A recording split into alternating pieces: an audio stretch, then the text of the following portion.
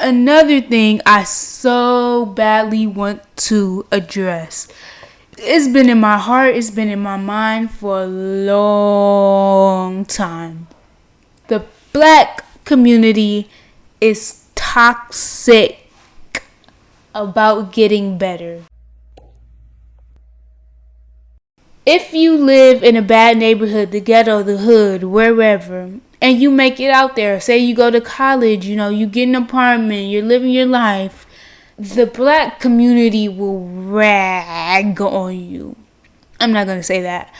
Wherever you came from, a lot of those people will rag on you. I know black Twitter, black Instagram, black social medias. Most of the people that are on social media and are black, if you tell them I came from this, I'm at here, they'll applaud you. They'll say, good job, sis, bro. Whatever, you're making it, you're doing good. But when you go over to real life, it'll translate over to, oh, you leaving us behind. Oh, you must be too good for us now. No.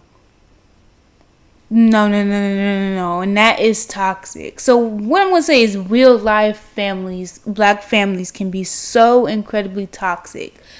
You want to better yourself. You want to make it out of wherever you were because that place wasn't good. You want to go, you want to make a life for yourself, your future family, whoever, whatever. You want to get better. You can't get better in that place where bad things are happening. If you're living in the hood, if you're living in the ghetto, just places you wouldn't want to be, places where it's not good to stay in and make a foundation in, your family will be so incredibly toxic to you getting better. If it's like, it doesn't really make sense, right? Because if you got an F on the test and you're like, dang, well, I got to do better on the next test, and you study and you study and you study and you work hard and you get an A on the next test, it's like the kids that got F's, they'll be like, oh, so you're too good for us now. You're doing better, right? So, they'll rag on you. They'll not expose you, but they'll be mean towards you because you went from an F to an A. You went from the hood to college or wherever your end goal is. You got better, but they'll sit there and they'll try to drag you back. They'll try to guilt trip you back saying, oh, so you're just leaving us. No. In order to progress, you need to move forward. People are going to be stuck their whole lives getting F's. And they expect the people around them to stay with them and get F's too. No. That's not what we're about to do here. If I want to get an A, if I want to go to college, if I want to open up my own business, if I just want to progress, you can't allow the F's to hold you back. You can't allow those losers to sit there and guilt trip you back into coming in, to just staying with them. It's a trap. Let's get back on topic. Another pet peeve of mine, another thing that's really been affecting me in my heartstrings. I'm gonna have to take deep breaths with this one because this one hits extremely close to home. Quote unquote, talking white. If you are a black person and you're shy or soft-spoken or something like that, you already know where this bad boy is heading. If you're educated or you just speak, or if you're just intelligent, that's the same thing, educated, intelligent, whatever. But if you know how to use your words, if you know how to use more words than just cuss words and simple third grader words, or you simply just sound a certain way, you get accused of talking white. I just want to... I'm sending hugs and kisses to all of my black kids, all my fellow black brothers and sisters that have heard this struggle, because you already know where this is in. You already know where this bad boy is about to head. But, ooh, no. Wait. Don't say this to anybody ever. Because if someone's smart and they're doing smart things, saying smart things, whatever, and you accuse them of talking white, Does that mean being educated and being smart is only for white people? Because that's what that's sounding like. If I know how to talk and I know how to use my words and I'm not over here cussing up and down the hallways of the school, I'm acting like a normal human being. Is that only for white people? Only white people can go to the board and solve this math equation? Only white people can use these words in a sentence? Only white people can, walk up and down the hallways, act normal, be quiet? Is that only for white people? Do black kids just gotta be screaming up and down the hallways, cussing, not know how to do anything? You just be dumb? Is that what this? Because that's essentially what I'm getting. If you're dumb and loud and ghetto, oh, you must be black. If you're smart and quiet and educated, oh, yeah, you're white. If you can't see where I'm going with this, seek help. But only good things can happen to white people or be white people. Only white people can have these good positive traits, but the black kids are left with being loud and ghetto. It's affecting me in my heartstrings, because it discourages a lot of black kids. Cause I know a lot of kids that are black kids that are quiet and shy and smart, and when you get told by other kids that, oh, you're white, that is just like, what? So now I gotta be ghetto? It irks me so much, because I can't be smart without being white. I gotta be dumb because of the color of my skin. I gotta be dumb. I gotta be loud. I gotta be ghetto. Why can't black kids be smart? Why can't black kids talk intelligently? Like, and when you're a kid and other kids say stuff about you, you just automatically assume it's true. Or, you put a lot of words into it. Because if an adult tells you something when you're 8 years old, you're like, yeah, okay, whatever. But if a kid tells you, especially if you were like me and you were antisocial and you were shy, you were nervous, and if a kid comes up to you and tells you something, you're like, oh, I must do it or else they're going to be mad at me, or, stuff like that. And God forbid anybody be mad at me. I talked about this in my cancel culture video, but I like pleasing people too much. I'm not trying not to do that too much, but it just slips out. So when kids told me I talk white, I'm like, well, dang, I guess I gotta not be white. And we associate being white with a bad thing. Like, if you're white, good job, kudos to you. If you're black, good job, kudos to you. But being white isn't a bad thing. Talking intelligently, being smart, being shy or quiet, that is not a bad thing. When people say you talk white, they mean it in a negative way. Like, oh my gosh. What they're saying is, oh my gosh, you're too smart for a black kid. That is exactly what that phrase means. They're like, oh, you're too smart to be a black kid, you must be white. And if you're like me, you're just sitting there like, what the heck? So only white? I'm repeating myself so much, but that's how much it hurts me. And it hurts me in here, and I'm pointing at my chest, but you can't see that. It's so annoying. Because when you're a kid and you hear stuff like that, you're like, oh, so I gotta be loud, I gotta be ghetto, I gotta be dumb like the other black kids, or else I'm going to be the bad white kid or whatever. I did quotation marks because being bad because being white isn't a bad thing. But it just gets you in that mindset. And it gets a lot of people to stay there. Like, it holds back potential. Because if somebody tells you, oh, you talk white, and they mean it in a bad way, which they literally almost always, you can't say the words talk white and mean good. Like, you might be like, oh, that's a compliment.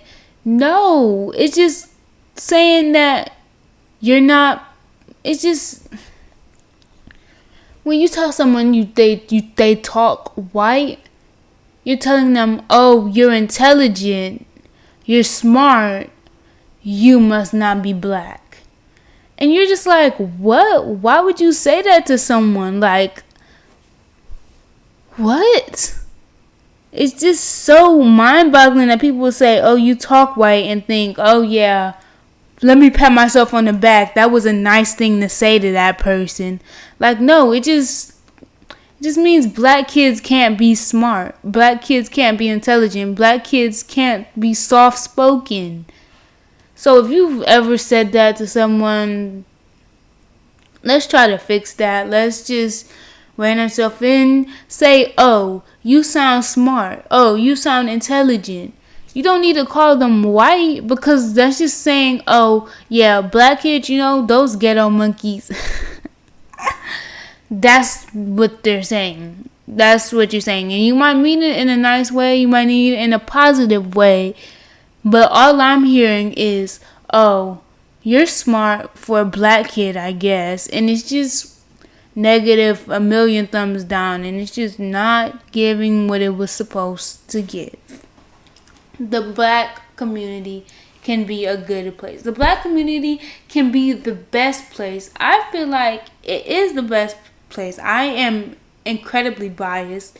I've grown up in the black community. I am the black community.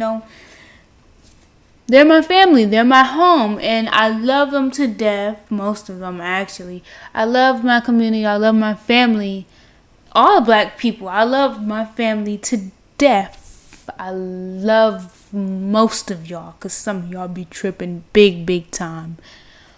But we can be counterintuitive and self-destructive. Like, terribly self-destructive. Because what are we tearing each other up to tear us? No, why are we tearing each other down when we can be building each other up? A lot more time, no. I was going to say we build each other up more. And then I was going to say we tear each other down more.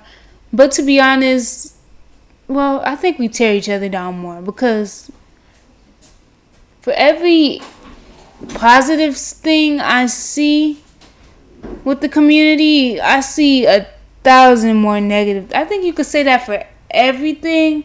But then I guess the negative comes up on the timeline or the radar a lot more. So I don't know. I feel like one of those is probably higher than the other, but I could never make like a guess. It'd just be a shot in the dark. But, it can be such a good, nice place filled with the best people. We make everything good. We can dance, we can cook, we can sing. We've done it all. We will do it all. We will continue to do it all. But we can also just do too much and hurt everything. We just throw each other off. And it be like that sometimes. But we gotta cut that bad boy out. We gotta no more. We gotta. I don't know where I'm going with this. It might be hard. You might be so used you might have grown up in an environment where you've hated a specific group or subculture of your culture, or of your race, or all that stuff. Just every time you catch yourself about to do something, about to say something, or about to think something, just be like, would this help my community? If I were to say this, if I were to do this, would it? If you don't got nothing nice to say, don't say nothing at all. That's a good policy to run by all the time. But tear yourself up, don't tear yourself down. Tear your people up, don't tear them down. Love each other. All that stuff. Be nice. Be kind. Don't be racist. Don't be colorist. Don't hate. Like, I love to hate. I love to hate, but people be making me hate sometimes, and I just want to bam them in the face. But We gotta be better than that. We gotta just try. And if you can't try, then don't say nothing, because my thoughts towards people will forever be messed up. I will forever, just have certain stereotypes and prejudice against people, but I'm not ever gonna say it out loud. Well, I'm not ever, but I may be thinking that thing in my head, but you best believe 9 times out of 10 it's not coming out. And even something like that is helping, because say there's this little, I'm dark skinned myself, so this isn't a really good example, but say there's some little dark skinned girl in my class, and I for some reason don't like the color of her skin, and I'm thinking that in my head, and like, whoa, that's kind of mean. Don't say it. You don't need to call her monkey. You don't need to say, oh, you're a Nestle Crunch Bar, you're dark, all that stuff. Just don't, because while you're doing that, she might be going through the roughest time of her life, and by you not saying that, you might be saving her life. Like, who knows what she would have done if she would have heard you say that to her. If you would have, just, if you don't have nothing nice to say, don't even bother saying it. Main message. If we hate ourselves, how can we expect others to love us? So, you got some type of prejudice against people? You hate them all? Whatever, just don't feel the need to say nothing. Don't let your actions reflect that. Just leave it alone, because that person might be going through the roughest time of their life. And by you saying that stuff, by you bullying them, just doing anything, you could make that person's life 1,000 times worse. And don't do that. Don't make anybody's life harder than it needs to be. But on a lighter note, if you have anything to say about this topic, if you have anything to say about colorism, your experiences from both sides, if you've been a colorist or you've been a victim to colorism, tweet at me. I go by the name Levsila's Lev. I go by that name on Twitter and Instagram. Anyways, subscribe, like, and all the cool, fun YouTube stuff. Have fun, drink some water, and be nice. Bye-bye.